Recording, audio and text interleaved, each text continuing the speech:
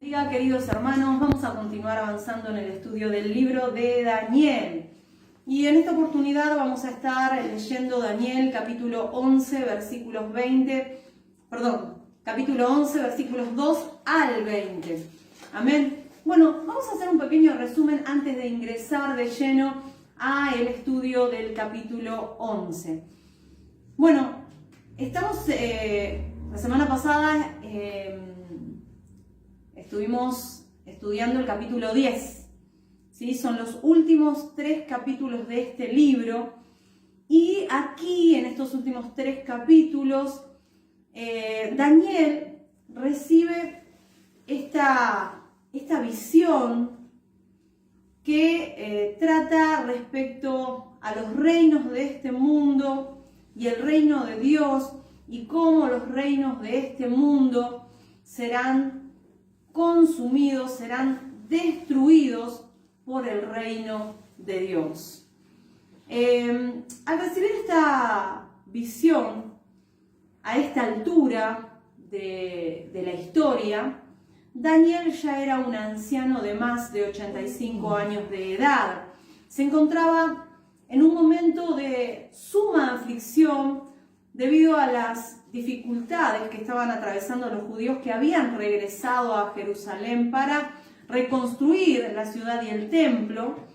Ellos ya habían llegado al final del cautiverio, el edicto promulgado por Ciro el Persa, beneficiándolos en este aspecto para que ellos pudieran regresar y reconstruir su ciudad y su templo.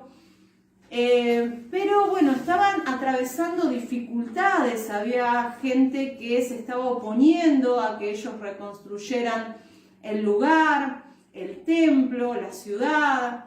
Y bueno, esto es lo que mueve a Daniel en su preocupación por su pueblo a venir delante de Dios en ayuno y en oración. Y en este contexto que estamos hablando, hermanos, en este contexto, Daniel recibe la manifestación de un personaje celestial que lo deja totalmente debilitado y extenuado. Y en ese mismo momento, un ángel lo ayuda a levantarse, ¿no? En este momento que se siente con tanta debilidad frente a la manifestación gloriosa de quien nosotros ya hemos estudiado, que es nuestro Señor Jesucristo previo a su encarnación, el ángel de Jehová, así se lo llamaba en el Antiguo Testamento. Y bueno, lo ayuda a levantarse este ángel diciéndole que es muy amado y que preste atención a un mensaje que él tenía para Daniel de parte de Dios. A todo esto, Daniel sigue temblando a causa de la manifestación de quien ya sabemos que es nuestro Señor Jesucristo, ¿no? Ya hemos estudiado esa visión. Y allí le comunica este ángel el mensaje de Dios para Daniel. ¿Y saben lo que les dice? Le dice a Daniel: no temas. No temas, Daniel, porque desde el primer día que dispusiste tu corazón a entender y a humillarte delante de Dios, tus palabras fueron oídas. La oración de Daniel había sido oída desde el principio. Él comenzó este ayuno unido a esta oración, a este clamor delante de Dios, y pasaron 3 semanas y hasta que recibió esta respuesta. Y este ángel, además de darle ese mensaje de que él era muy amado, de que sus palabras habían sido oídas desde un principio, también le explica el motivo por qué se retrasó en darle este mensaje. Y le dice que hace 21 días que él se estaba enfrentando en batalla, en una batalla espiritual con un principado demoníaco que estaba incidiendo en el gobierno de Persia, ¿sí? Incidía respecto a que estaba poniendo por decirlo de alguna manera, para que se entienda, palos en la rueda, para que no autorizaran a que siguieran edificando la ciudad y el templo, para que no llegaran las autorizaciones. Bueno, lo mismo que está haciendo Satanás y sus principados en todas las naciones, oponiéndose al pueblo de Dios. Eso es una tarea que la viene desarrollando desde hace muchísimo tiempo, ¿no? Desde que logró hacer caer en el pecado a nuestros padres Adán y Eva, ¿no? Desde ese momento en adelante no ha dejado de oponerse al pueblo de Dios, ¿no?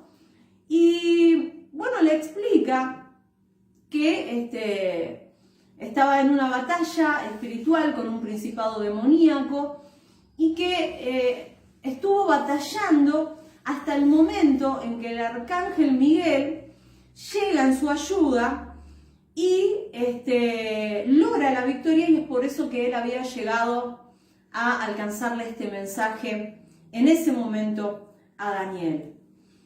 Bien, luego de que este ángel, estamos dándole una introducción a la enseñanza porque hay muchos que recién se están integrando a este estudio y es importante de que tengan por lo menos un resumen de lo que hemos venido hablando, lo hemos venido estudiando.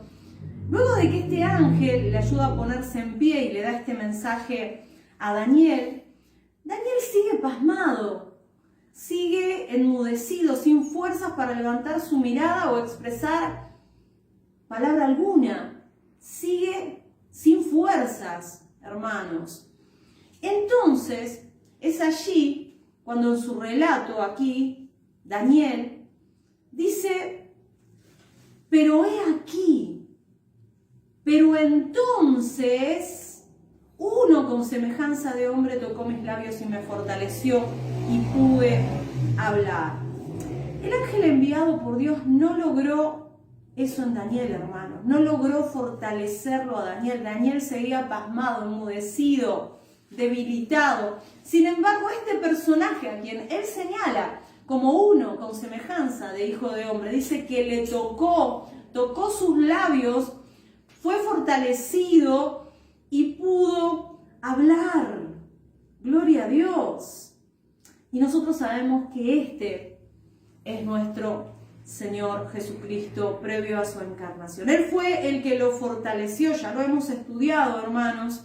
Él fue el que lo fortaleció y le dice: no temas, esfuérzate, aliéntese tu corazón, le dice, porque el que pelea la batalla, porque el que te lleva a la victoria soy yo.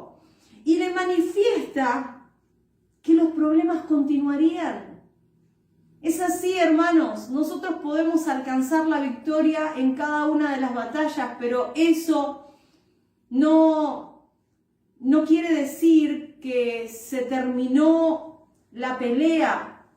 El Señor quiere que sepamos que la batalla, la pelea continúa.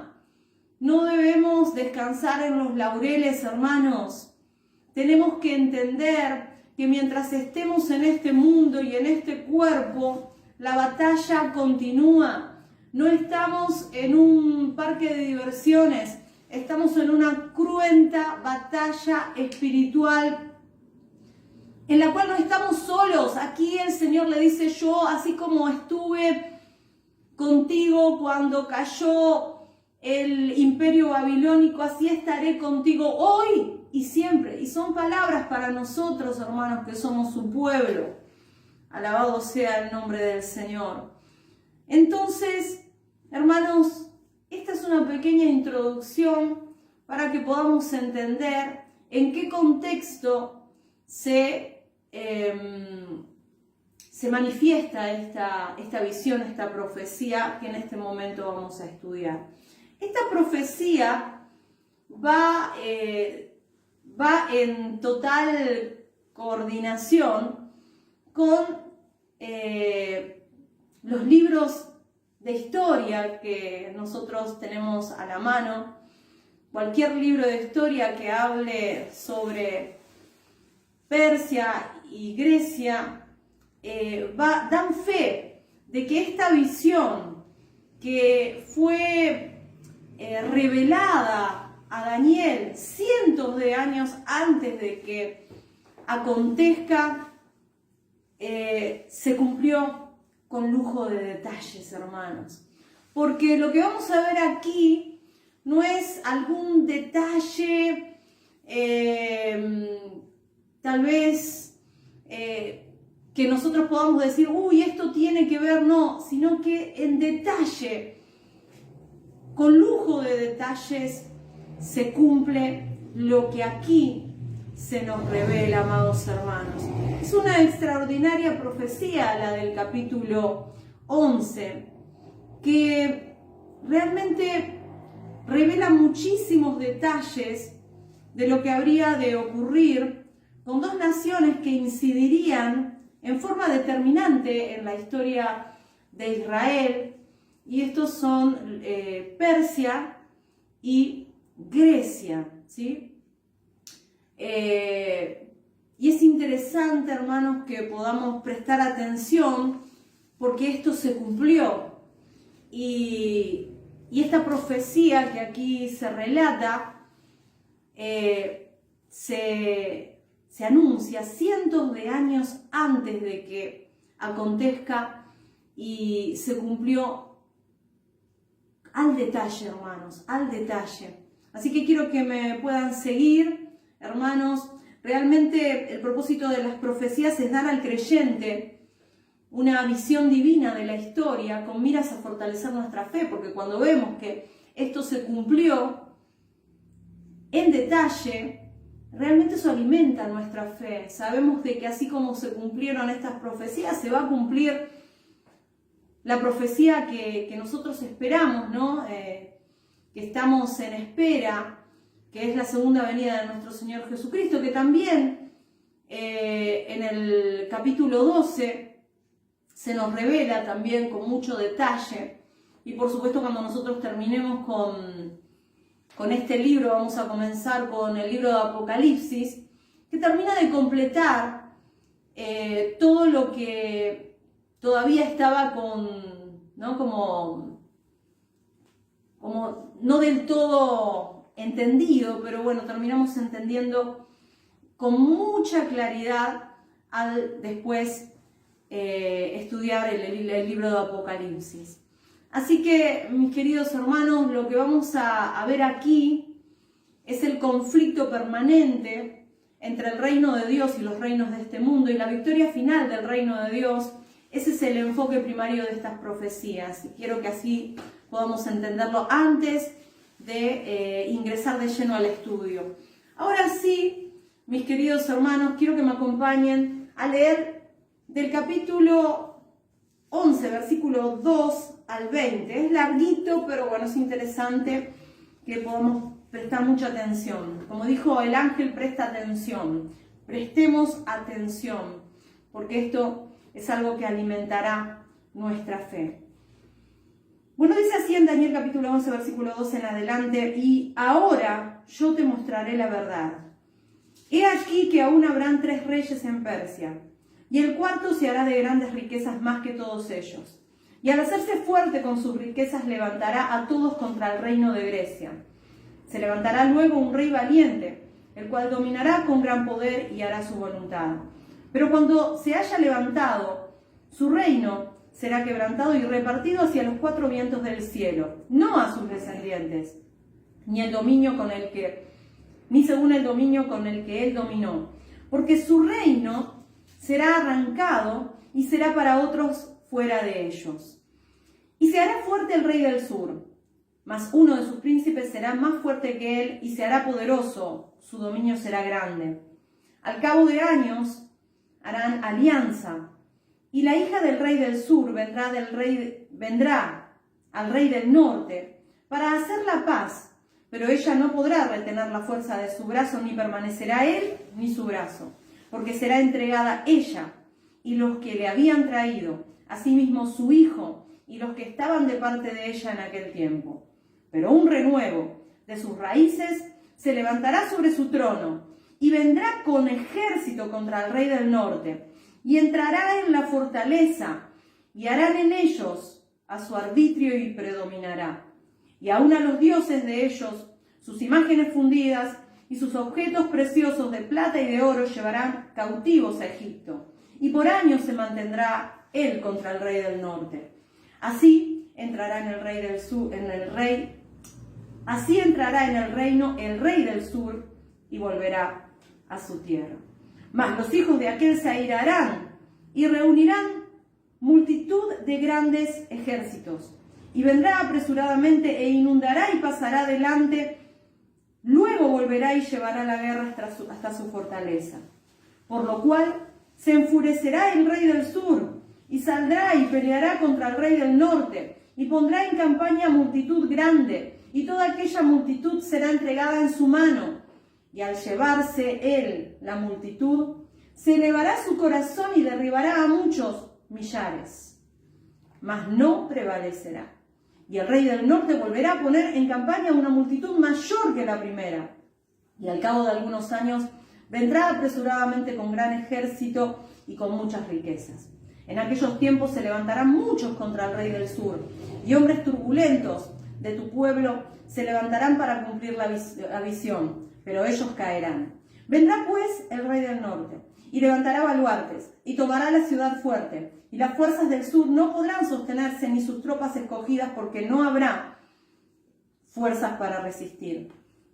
Y el que vendrá contra él hará su voluntad, y no habrá quien se le pueda enfrentar, y estará en la tierra gloriosa, la cual será consumida en su poder. Afirmará luego su rostro para venir con el poder de todo su reino, y hará con aquel convenios, y le dará una hija de mujeres para destruirla. Pero no permanecerá, ni tendrá éxito. Volverá después su rostro a las costas, y tomará muchas, mas un príncipe hará cesar su afrenta, y aún hará volver sobre él su oprobio. Luego volverá su rostro a las fortalezas de su tierra, mas tropezará y caerá y no será hallado. Y se levantará en su lugar uno que hará pasar un cobrador de tributos por la gloria del reino, pero en pocos días será quebrantado, aunque no en ira ni en batalla.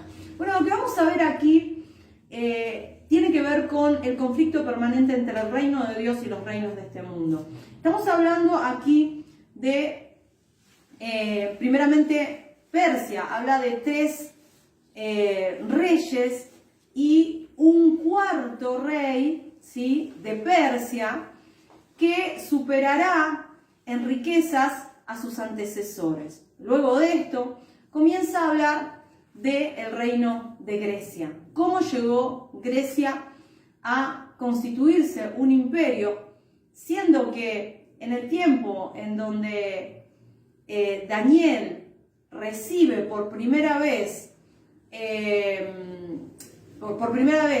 visiones respecto a los reinos de esta tierra, como en el capítulo 2, el 7 y el 8, en donde se nos revela que el siguiente imperio, el siguiente gobierno de alcance mundial que dominaría la tierra luego de Babilonia sería los medo-persas, y luego de los medo-persas los griegos, y luego de los griegos los romanos. Todo eso lo hemos visto en los estudios anteriores. En ese tiempo estamos hablando, hermanos queridos, de casi más de 200 años. En ese tiempo los griegos no eran más que ciudades-estados que no tenían prácticamente comunicación las unas con los otros, ¿no? Es más, ya hemos hablado de Esparta y Atenas, que siendo ciudades griegas eran enemigas entre sí. Así que nadie en ese tiempo en donde se recibe esta visión podía concluir que en algún momento los griegos podrían llegar a ser un imperio mundial. Sin embargo, la palabra de Dios es fiel y es verdadera, y podemos confiar en ella porque eso fue lo que sucedió, y la historia nos da la pauta y la razón de que la palabra de Dios es la verdad absoluta. Así que, hermanos, el contenido de esta profecía manifiesta muchos eventos históricos.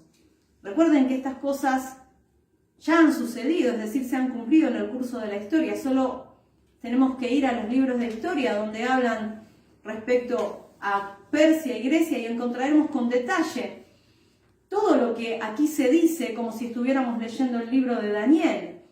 Entonces, hermanos queridos, es importante de que podamos entender que la palabra de Dios se cumple y que las profecías que estamos esperando su cumplimiento, como la segunda venida de nuestro Señor Jesucristo, también se cumplirá. Ahora, volviendo al capítulo 11, comienza hablando aquí respecto a los reyes que le iban a suceder a Ciro el persa, porque esta visión que recibe Daniel, la recibe en el gobierno de Ciro el persa. Estaba gobernando el trono de Persia Ciro el Grande, ¿sí?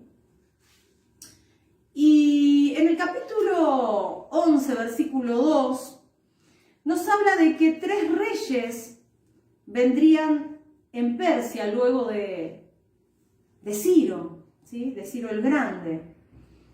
Y un cuarto rey que se destacaría de estos 3 que le suceden a Ciro.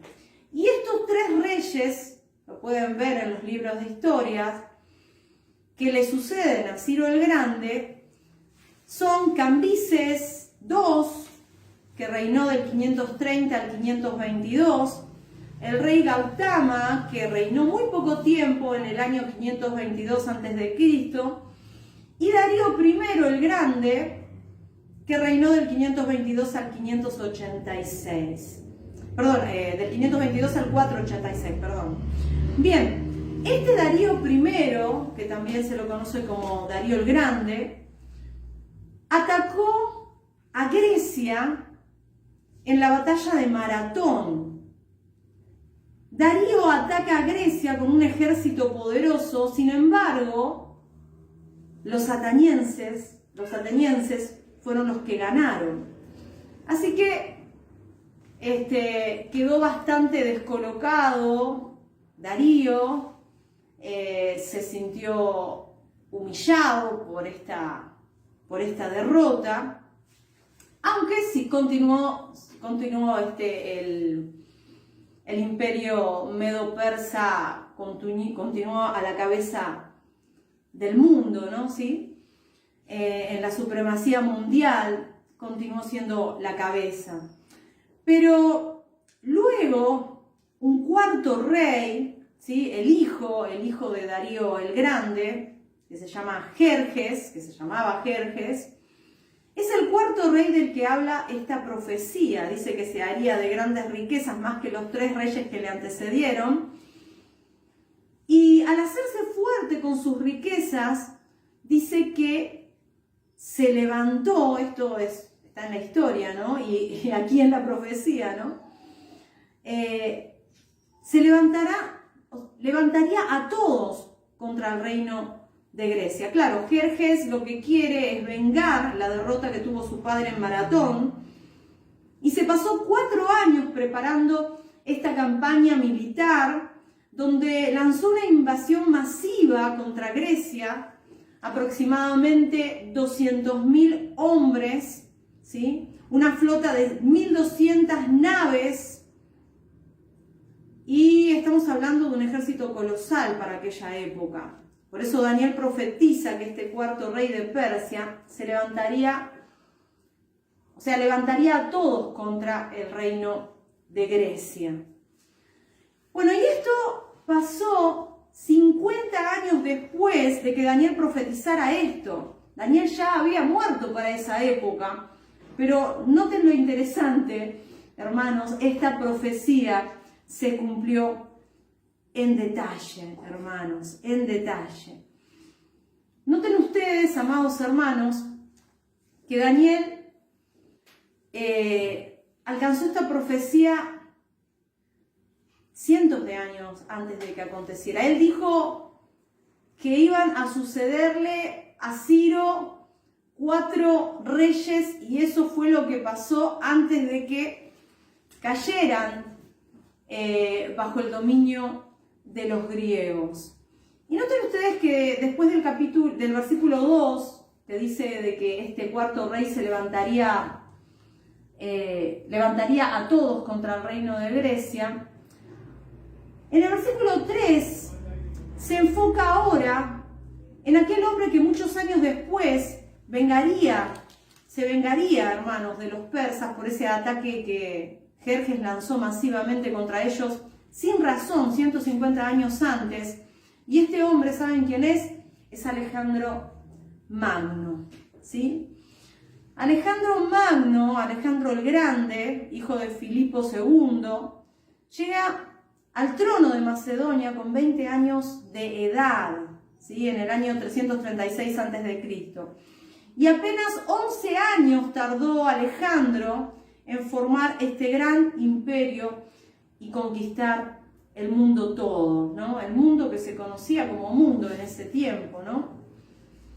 Así que, amados hermanos, en el capítulo 7 de Daniel se habla ya de Alejandro el Grande, ¿sí? Y se lo simboliza en el capítulo 7 como un leopardo con alas de ave en sus espaldas por su rapidez, porque fue algo extraordinario como él en tan poco tiempo y siendo tan joven conquistó el mundo todo, ¿no?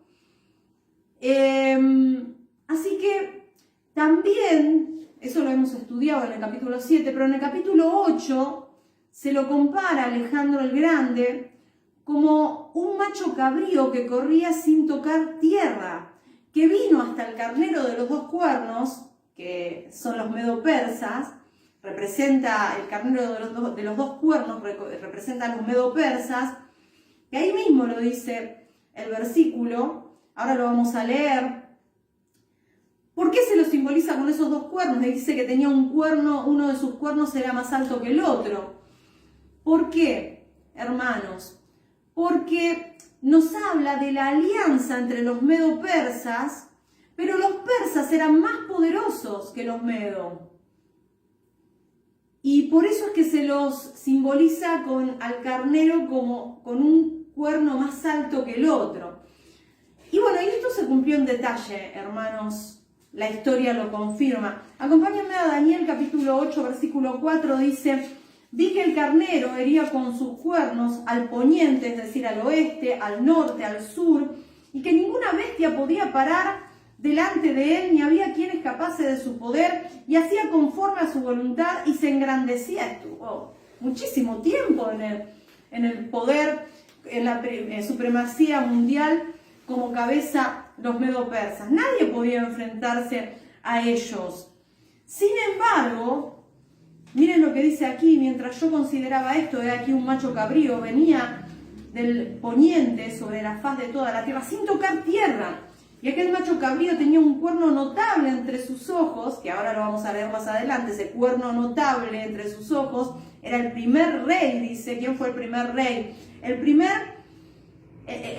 rey que convirtió a Grecia en un imperio fue Alejandro Magno, ¿no?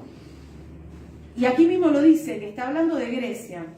Y vino hasta el carnero de 2 cuernos, que yo había visto en la ribera del río, y corrió contra él con la furia de su fuerza, y lo vi que llegó junto al carnero, y se levantó contra él, y lo hirió, y le quebró sus 2 cuernos, y el carnero no tenía fuerzas para pararse delante de él, lo derribó, por tanto, en tierra, y lo pisoteó, y no hubo quien librase al carnero de su poder.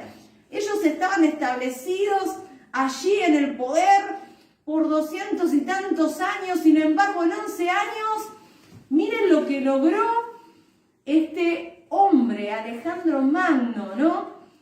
pero le duró bastante poco tiempo, ahora lo vamos a ver.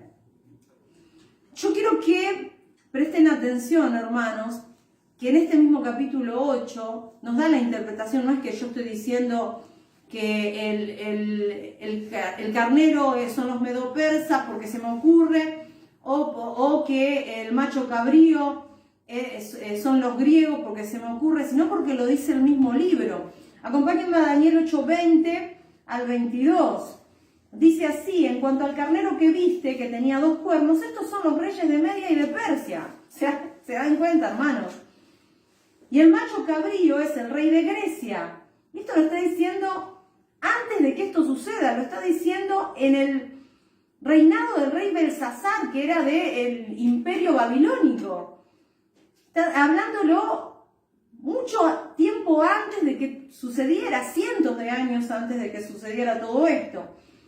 Y en cuanto al cuerno que fue quebrado, por supuesto que cientos de años, estoy hablando de Grecia, porque son muchos menos años, le quedaba poco tiempo al reinado de Belsasar, que es el último rey de Babilonia, antes de que sea dominado por los medo-persas.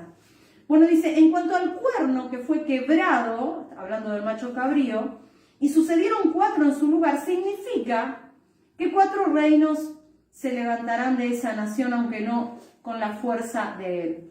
Vamos a leer nuevamente porque me parece que me comí un versículo. En cuanto al carnero que viste, que tenía 2 cuernos, de estos son los reyes de Media y Persia. Ahí tenemos la interpretación del símbolo. Después el macho cabrío. El macho cabrío es el rey de Grecia.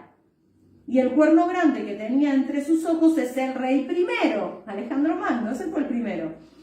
Y en cuanto al cuerno que fue quebrado, o sea, fue derrotado, fue quebrado, arrancado, y sucedieron 4 en su lugar, significa que 4 reinos se levantarán de esa nación, aunque no con la fuerza de él. ¿Se dan cuenta, hermanos? Aquí dice que el carnero que tenía los 2 cuernos son los reyes de Media y Persia. ¿Sí? El rey primero ya lo vimos, es el rey de Grecia, el rey primero, y después luego este cuerno es quebrado, y de ahí derivan 4 reinos. ¿Sí? Ahora vamos a ver, vamos a hablar respecto a eso, que es justamente lo que la visión manifiesta en detalle. ¿Sí? Porque vamos a hablar del reino Persia y el reino de los griegos. Así que hubo algo que detuvo el avance de este macho cabrío. En Daniel 8:8 dice, y el macho cabrío se engrandeció en sobremanera. Recuerden que en 11 años logró conquistar este joven el mundo que se conocía hasta ese momento, pero estando en su mayor fuerza, aquel gran cuerno fue quebrado, y en su lugar salieron otros 4 cuernos notables hacia los 4 vientos del cielo. Gloria a Dios. Así que bueno, y vimos la explicación, que son 4 reinos que se levantarán de esta nación. Amén. Entonces, Alejandro llegó a ser muy poderoso, llegó a ser muy enérgico y valiente, pero no pudo preservar su propia vida hasta la vejez. Lo vemos aquí, fue quebrado. En su mayor esplendor fue quebrado este cuerno. No pudo preservar el imperio que con tanto esfuerzo conquistó. Él fue reverenciado, él fue temido, él fue admirado por los hombres, como muchos otros hombres en la historia que son considerados héroes, titanes, ídolos, pero lo cierto es que delante de Dios son menos que nada. Son vasos de barro que no pueden prolongar ni por un solo segundo los límites que Dios trazó para ellos. Y esto lo podemos ver en el libro de Isaías. Isaías capítulo 40, versículo 23 y 24, dice así: Él, hablando de Dios, convierte en nada a los poderosos, y a los que gobiernan la tierra hace como cosa vana, como si nunca hubieran sido plantados, como si nunca hubiesen sido sembrados, como si nunca su tronco hubiera tenido raíz en la tierra. Tan pronto como sopla en ellos se secan, y el torbellino los lleva como hojarasca. Parecía invencible Alejandro Magno. Parecía invencible el imperio babilónico. Sin embargo, acabó. Parecía invencible los medo-persas. Dice que nadie podía enfrentarse. Sin embargo, acabó. Parecía invencible Alejandro Magno. Sin embargo, acabó. En su mayor esplendor fue quebrado. Y le sucedieron 4 reinos, que de eso vamos a hablar en esta oportunidad. Daniel 11:4, volvamos a Daniel 11:4, dice: pero cuando se haya levantado su reino, será quebrantado y repartido hacia los 4 vientos del cielo. ¿Ves que nos está dando más detalles del capítulo 8? No a sus descendientes, no a los descendientes de Alejandro Magno, de Alejandro el Grande, ni según el dominio con que él dominó, porque su reino será arrancado y será para otros fuera de ellos. ¿Saben que Alejandro Magno tuvo un solo hermano que era deficiente mental y tuvo 2 hijos, los cuales fueron asesinados? Ahora vamos a ver un poco de la historia. Por eso es que no fue dado su reino a los descendientes, sino a generales de su ejército, que fueron 4 que se repartieron lo que se conocía en ese momento como mundo, entre los 4 generales. Y es tal cual como aquí se detalla en esta profecía lo que sucedió cientos de años después, ¿no? Qué tremendo, ¿no? Cómo toda la palabra de Dios se cumple, así como también se cumplirán las profecías que estamos en espera a que se cumplan. Los 2 hijos de Alejandro Magno se llamaban Alejandro y Hércules, y los 2 fueron asesinados, hermanos. El imperio de Alejandro se dividió en 4 de sus generales, ¿sí? Así como Daniel lo profetizó. Y estos son Casandro, esto lo pueden buscar en la historia, Lisímaco, Ptolomeo y Seleuco. Casandro se quedó con Grecia y Macedonia, Ptolomeo con Egipto y Palestina, Lisímaco se quedó con Tracia y una gran parte de Asia Menor, y Seleuco se quedó con Siria y gran parte del Medio Oriente. Y de estos 4 nombres vamos a enfocarnos en Ptolomeo y Seleuco, estas 2 dinastías. O sea, aquí lo que se relata es una dinastía. Muere uno, le sigue otro, muere uno, le sigue otro. O sea, estamos hablando de cientos de años en la historia. No es que todo se da en días o en semanas, sino que estamos hablando de dinastías, ¿sí? La dinastía de los Ptolomeos y de los Seleucos. Porque justamente el resto que nos queda de la profecía se va a ocupar de ellos. Cuando habla de Ptolomeo se refiere al reino del sur, porque Ptolomeo se quedó con Egipto, que estaba al sur del pueblo de Israel, ¿no? Esto se da en torno al pueblo de Israel, y Seleuco al norte de Israel, ¿sí? Porque él se había quedado con la parte de Siria. Y la razón por la que se le presta tanta atención a estos 2 reyes es que el conflicto de estas 2 naciones en el sur de Israel y en el norte de Israel afecta sensiblemente al pueblo de Dios. Hermanos, nosotros tenemos que entender que nosotros aquí vamos a sufrir conflictos. Nosotros somos del reino de Dios y estamos en este mundo de paso. Hay reinos en este mundo que se oponen al reino de los cielos, al reino de Dios, y por eso es que hay tanto conflicto, padecemos tanto conflicto los hijos de Dios. Recordemos que el pueblo de Dios es uno, hermanos, no como esa división inexacta y errada que hablan de el pueblo de Israel y la iglesia. Somos un solo pueblo, de toda lengua, de toda tribu y de toda nación. Dios no hace acepción de personas, no hay dos planes de salvación distintos, unos para uno y otros para otros, no. Es un mismo plan para todos, un mismo plan de salvación para todos. Bien, entonces lo que está haciendo ver el Señor a Daniel y a todos nosotros es que toda la historia humana es parte de este conflicto fundamental entre el reino de Dios y los reinos de este mundo. Daniel 11:5 dice, y se hará fuerte el rey del sur. Estamos hablando, recuerden, de la dinastía de los Ptolomeos. Estamos hablando del primero de esta dinastía, ¿sí? Ptolomeo primero, porque también vamos a ver Ptolomeo segundo, Ptolomeo tercero, y a veces, bueno, cambia muy,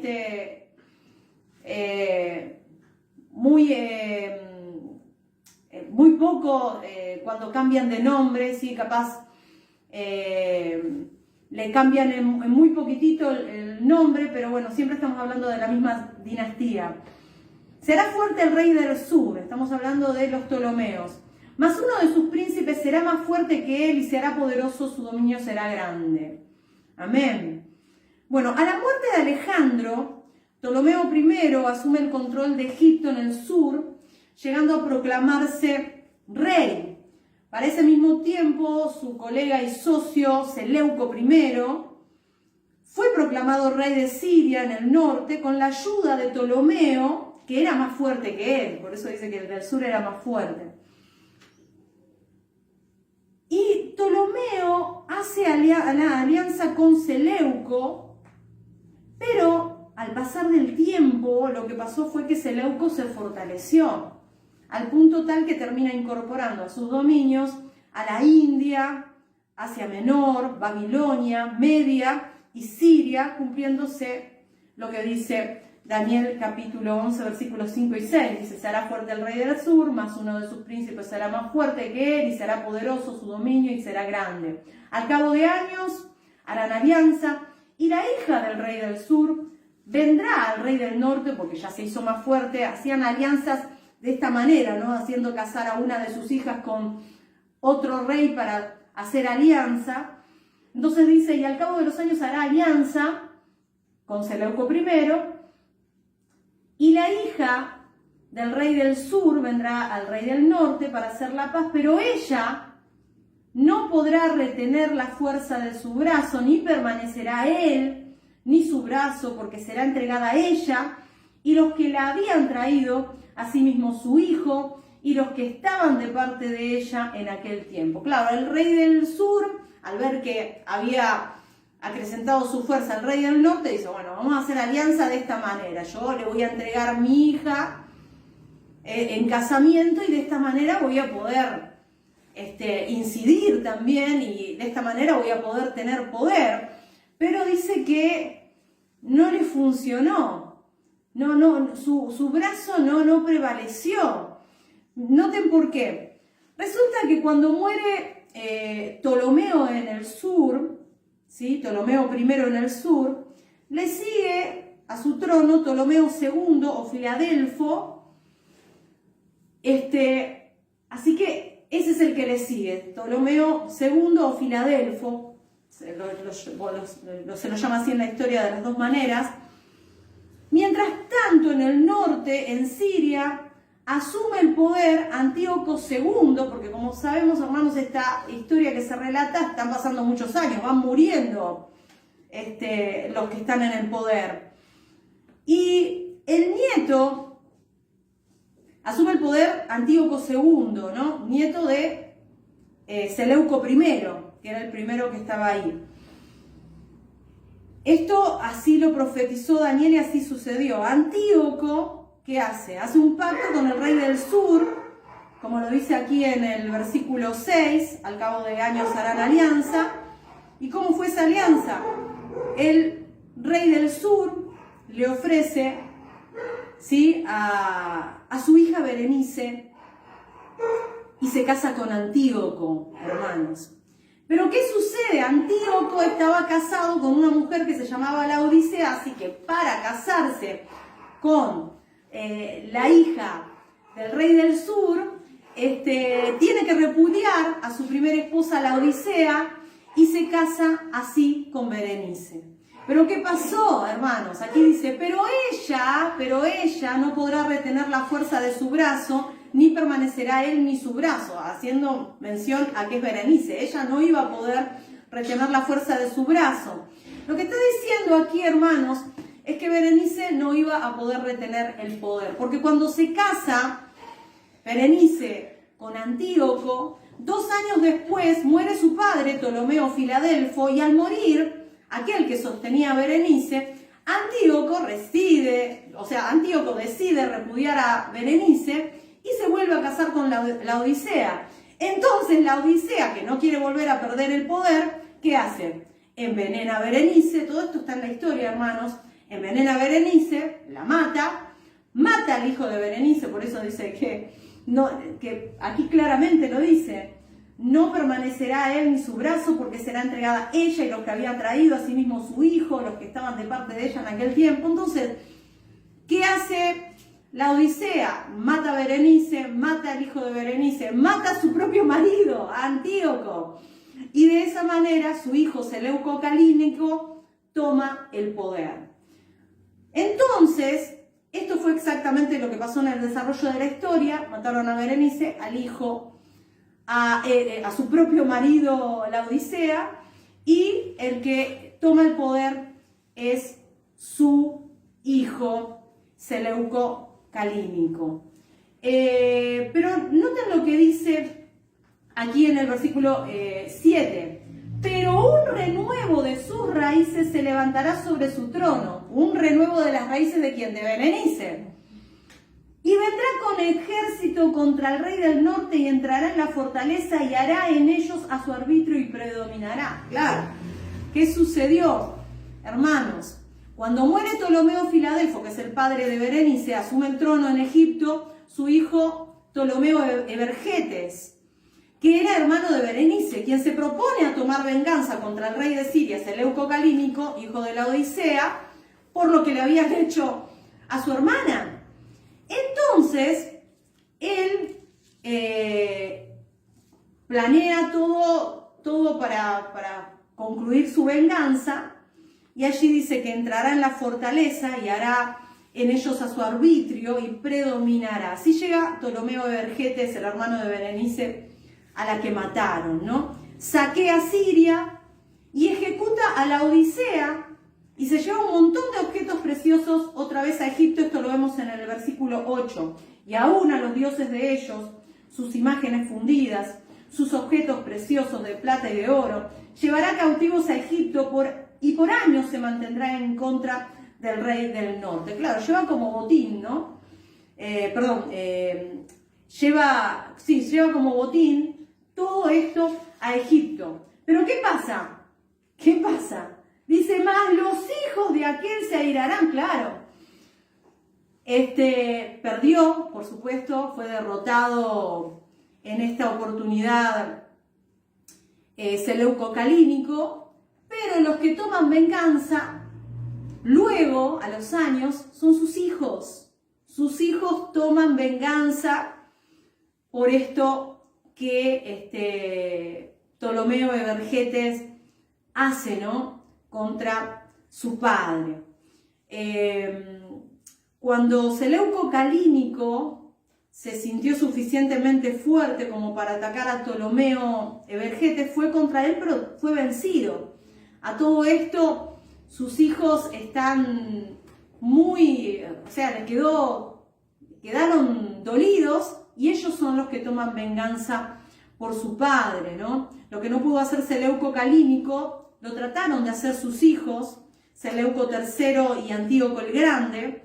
Ambos atacaron a Ptolomeo, el rey del sur, ¿sí? Y noten lo que dice aquí en el versículo, dice más los hijos de aquel se airaron, los dos, pero después de repente cambia al plural, al singular, y dice, y vendrá apresuradamente e inundará. ¿Por qué? Porque Seleuco Calínico, si bien tuvo 2 hijos, el primero, Seleuco III, estuvo muy brevemente en el reinado.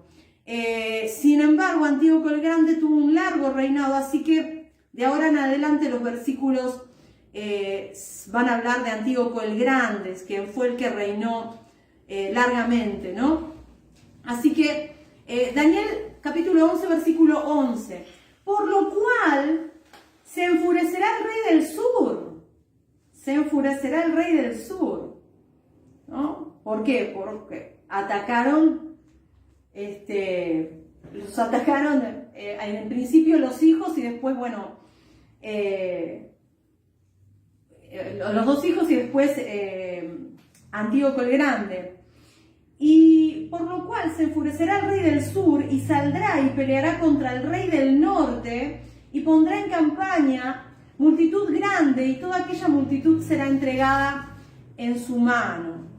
Claro, se enfurece el rey del sur y dice que saldrá a pelear contra el rey del norte, Antíoco el Grande. Dice que pondrá en campaña una multitud grande y que será entregada en su mano. En el versículo 12 dice, y al llevarse él la multitud se elevará su corazón y derribará a muchos millares, mas no prevalecerá. ¿Por qué? Porque también Antíoco el Grande no se quedó corto, él también fue a luchar con un ejército muy grande, pero fue derrotado.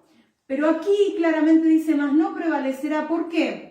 Porque el rey del norte, a los pocos años, vuelve en venganza contra el rey del sur. Dice, el rey del norte volverá a poner en campaña una multitud mayor que la primera, y al cabo de algunos años vendrá apresuradamente con gran ejército y con muchas riquezas.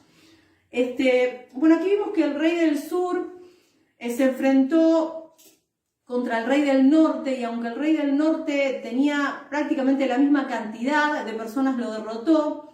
Así que dice en el versículo 12 que el rey del norte volvió a poner una campaña, pero una multitud que era mayor. Hermanos, este hombre reunió una multitud, un ejército de 70.000 hombres de infantería, 50.000 de caballería, 73 elefantes, que en ese tiempo los elefantes eran como los tanques de guerra de hoy. Así que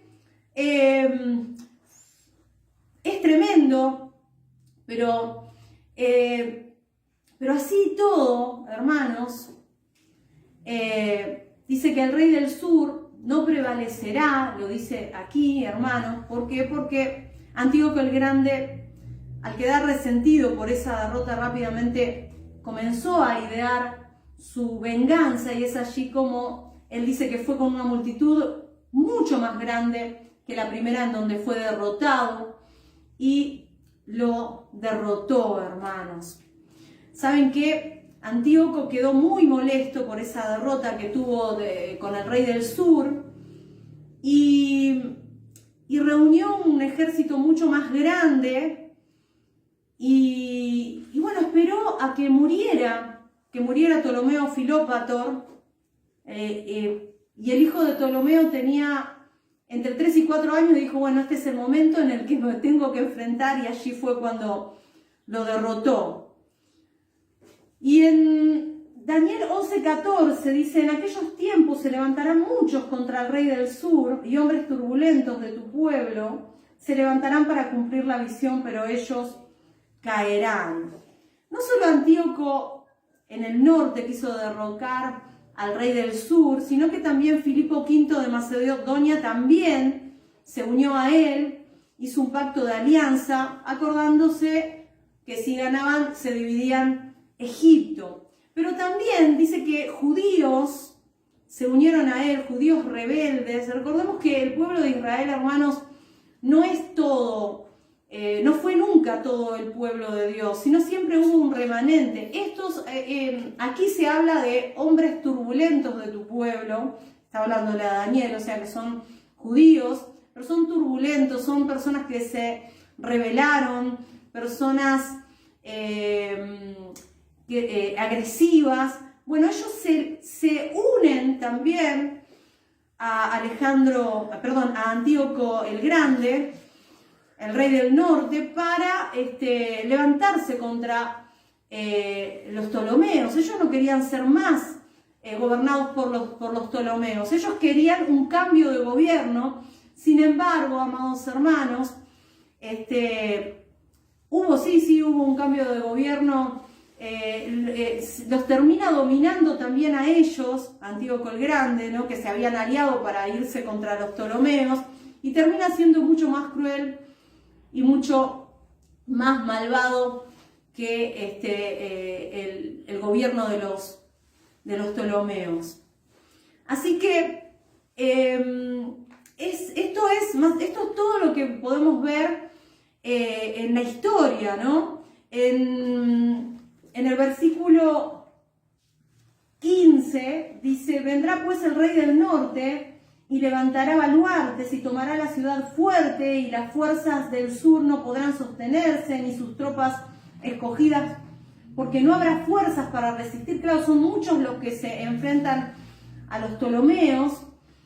Y dice: y el que vendrá contra él hará su voluntad, y no habrá quien se le pueda enfrentar, y estará en la tierra gloriosa, la cual será consumida en su poder. Claro, aquellos rebeldes que se unieron para derrotar a los Ptolomeos, también Antíoco el Grande también los somete y los conquista a ellos, ¿no? O sea, Antíoco no solo humilla a los egipcios, sino que también toma posesión de Palestina, por eso dice la tierra gloriosa. Y al principio, según la historia, los judíos vieron con buenos ojos que al fin había un cambio de gobierno, ya que no querían ser gobernados por los Ptolomeos. Sin embargo, Antíoco fue tan malo o peor que los Ptolomeos para los judíos. Y allí estaba, también había conquistado Palestina. Y en el versículo 17 dice: afirmará luego su rostro para venir con el poder de todo su reino, y hará con aquel convenios, y le dará una hija de mujeres para destruirle, pero no permanecerá ni tendrá éxito.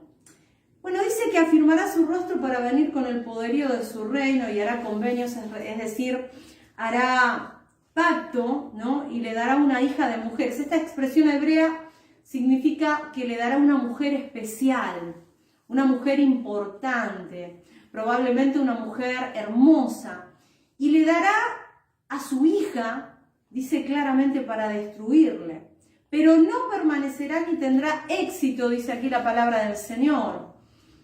Bueno, Antíoco el Grande, luego de establecerse en la tierra de Palestina, él quiere adueñarse de Egipto, pero esta vez no quiere usar la fuerza, sino que planifica una táctica diplomática y le da a Ptolomeo Epifanes a su hija en casamiento. Él quería de esta manera tomar el control de Egipto. Dice: bueno, por la fuerza hasta ahora no he podido tomar Egipto, bueno, vamos a hacer algo diplomáticamente, le entrego a mi hija, se enamora de mi hija y tomo el control de Egipto. Esta hija es la famosa Cleopatra, que se casa con Ptolomeo Epifanes, y Antíoco pensaba que si se casaba con él iba a poder tomar el control. Sin embargo, ella se enamora de su marido, y en vez de irse del lado de su padre, se va del lado del marido, así que por eso dice que no tiene éxito. Bueno, seguimos leyendo, Daniel 11, 18 y 19.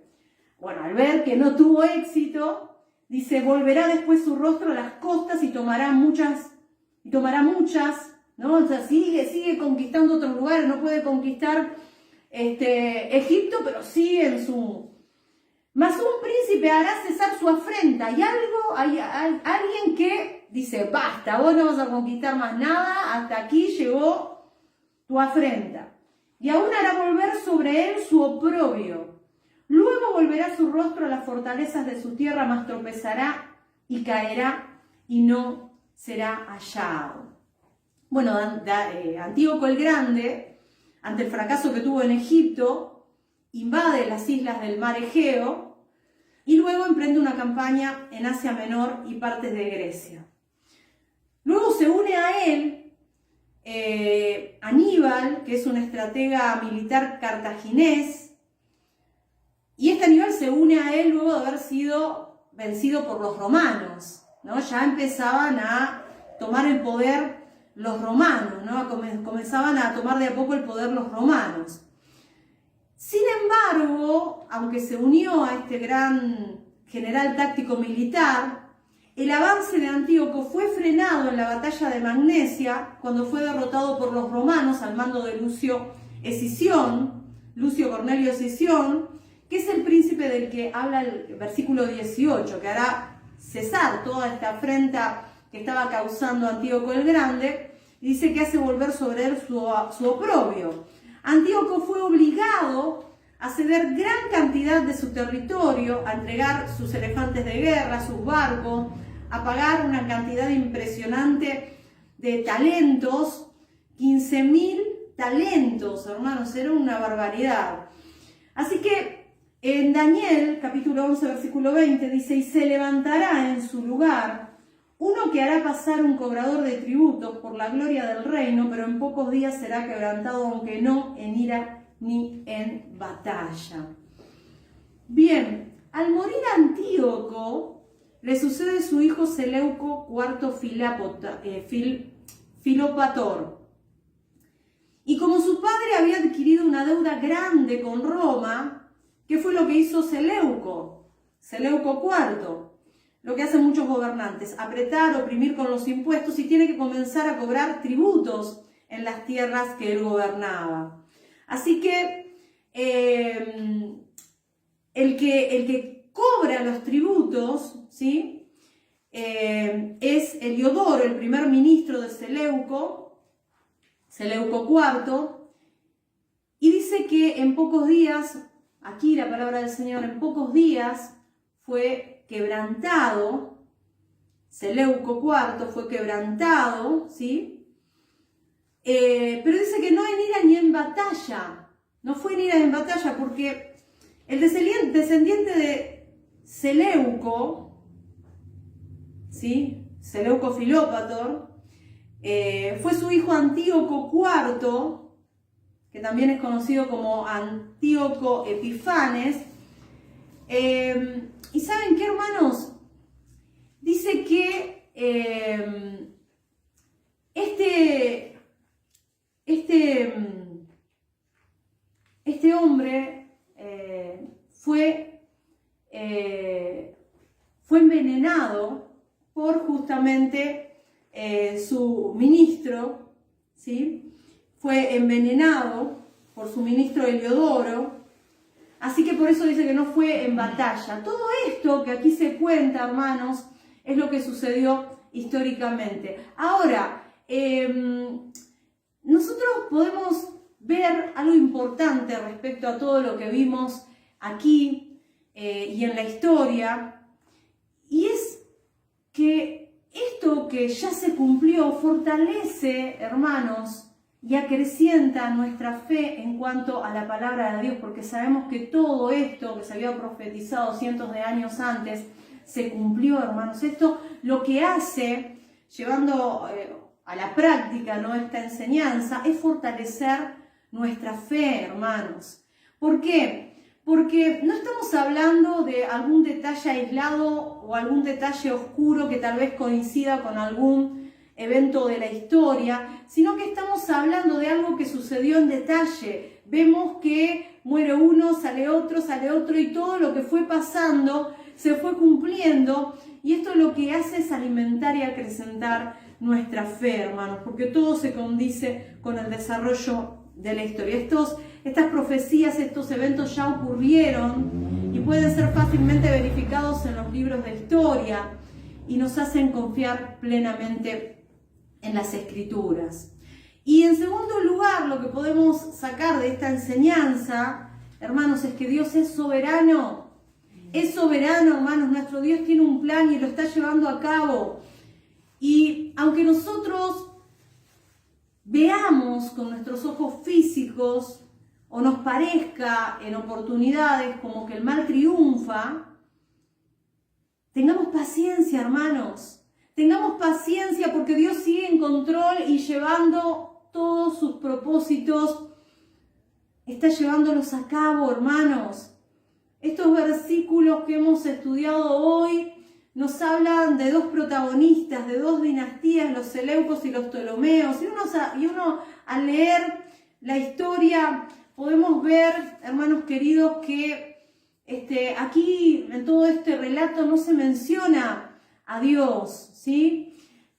Nos están relatando una historia que ahora a la altura de nuestro tiempo sabemos de que ya se cumplió, y esto alimenta nuestra fe. Y nosotros vemos que los dos protagonistas son estas dinastías, pero tal vez vemos como al pueblo de Dios entre estas dos dinastías como insignificante, ¿no? Ganan los Ptolomeos y maltratan a los judíos. Ganan los Seleucos y maltratan a los judíos, ¿no? Recordemos que, hermanos, como dijo Pablo, no es judío el que lo es exteriormente, ¿no? Sino es judío el que lo es en el interior, ¿no? No tiene que ver la circuncisión que se hace en la carne, sino la circuncisión del corazón. Cuando hablamos del pueblo de Israel, estamos hablando del pueblo, del Israel espiritual, el pueblo de Dios, uno de toda lengua, tribu y nación. O sea, nosotros sufrimos continuamente en medio de los embates de las naciones de este mundo. Eso es lo que nos están mostrando estos versículos, y sigue pasando hasta el día de hoy, hermanos. Pero sí, la realidad es que sufrimos, hermanos, pero no termina allí la historia, hermanos.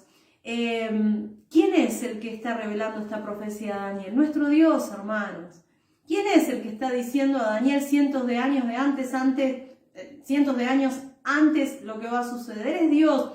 Dios nos revela todo para que nosotros podamos acrecentar nuestra fe, nuestra confianza en Él, porque al finalizar este libro vamos a poder ver con claridad quién es aquel que tiene la victoria al final. Es Cristo y su pueblo somos nosotros, hermanos. En Romanos 8:8 Pablo dijo que las aflicciones del tiempo presente no son comparables con la gloria que en nosotros será revelada. Solamente tenemos que esperar, hermanos. Su palabra se cumplirá. Los justos heredarán la vida eterna, hermanos, en el reino del Padre. Pero los incrédulos, los indiferentes, los que hoy nos oprimen, los que hoy están oponiéndose al avance del Evangelio, aquellos que le dan las espaldas a Dios, los indiferentes, aquellos que